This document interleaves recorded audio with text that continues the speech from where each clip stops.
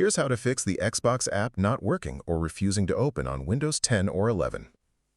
Go to Settings, then Apps, then Installed Apps. Search for Xbox. Click the three dots next to the green Xbox app and select Advanced Options.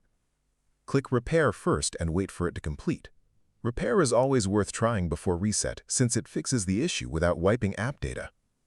If that does not help, click Reset and confirm. If the app still will not open, the issue is likely with the Xbox background services. Search for Services and scroll to the bottom where the 4 Xbox services are listed: Xbox Accessory Management, Xbox Live Auth Manager, Xbox Live Game Save, and Xbox Live Networking Service. For each one, double-click, set Startup Type to Automatic, click Start, and press OK. All 4 need to be running for the app to function properly. A common mistake is only fixing 1 or 2. If it is still not working, open the Microsoft Store, go to Downloads, and check for Xbox updates. Outdated app versions cause persistent launch failures that Repair and Reset cannot fix.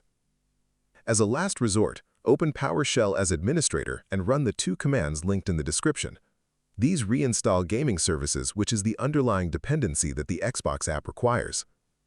If this helped you out, hit that subscribe button for more straight-to-the-point tutorials on Step-by-Click.